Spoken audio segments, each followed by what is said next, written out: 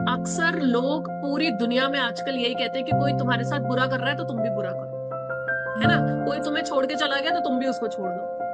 नहीं, that is not the human energy is all about. The human energy is all about आपके सास ससुर, आपके माँ बाप, आपके भाई, आपके भाभी, आपका पति, आपका बच्चा, आपका दोस्त, आपका प्रेम, जिंदगी का कोई भी रिश्ता आपके साथ अच्छा कर रहा है या बुरा कर रहा है, bow down to that energy, accept that energy कि आप मेरे साथ जो अच्छा कर रहे हो बुरा कर रहे हो, इसमें मुझे कुछ सीखना है। जब कोई आपके साथ छल करता है, आपको चीट करता है, आपको बिट्रे करता है, वो आपको डिटैचमेंट सिखा रहा है।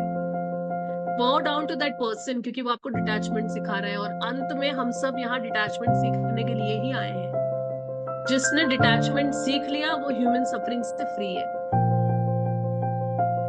करेक्ट। तो इसलिए छोड़ने वाले को पलट के छोड़ना नहीं है। जो आपके साथ बुरा कर रहा है उसको बो down and just keep doing your good part two it while staying detached. Suppose अगर किसी के परिवार में ऐसा है कि सास ससुर बुरे हैं, अच्छा नहीं व्यवहार करते अपनी बहू के साथ, अपने पोता पोती के साथ, अपने बेटे के साथ, तो बहू को उसके साथ पलट के बुरा नहीं करना है। बहू को उनके साथ हाथ जोड़कर, सर झुकाकर जो उसकी ड्यूटी है वो करनी है, वाइल स्टेइंग डिटैच। कि आप अपने घर में हो, आप अपने खुश में रहो, मैं अपने रूम में हूँ, अपने घर में हूँ, अपने खुश माहौल में हूँ, और हम दोनों अपने अपनी जगह पे सेम है। आज आपका शरीर चल रहा है तो आप अपने दम पे सब कुछ कर पा रहे हो। कल भगवान ना करे अगर नहीं चलेगा तो मैं हूँ, जो मेरा कर्तव्य है, क्योंकि जाने के बाद पिंडदान भी मैं ही करूंगी। जब बेटा पिंडदान में बैठेगा तो चावल बहू ही पकाती है। उनके जाने के बाद उनका सोना, उनका मकान, उनका चांदी, सब कुछ बहू को ही मिलता है ना। तो हमें वो चीज याद रखनी है क्योंकि हम इंसान हैं।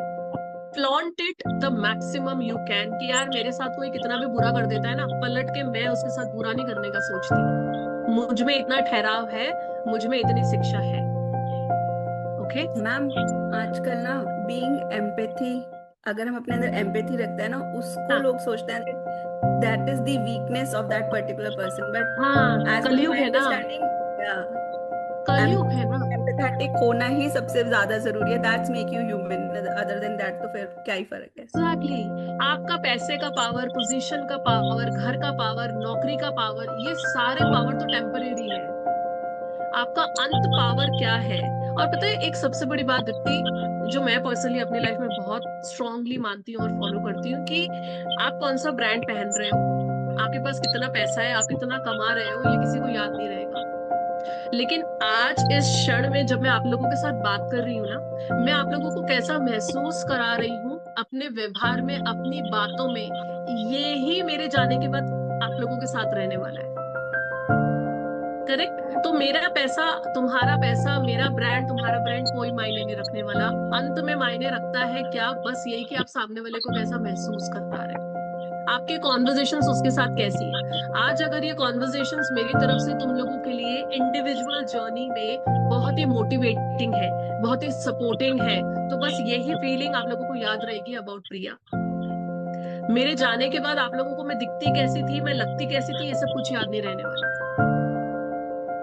करेक्ट। तो being empathetic is the biggest power. उसको कभी छोड़ना नहीं, उसको कभी हल्के मत होने देना।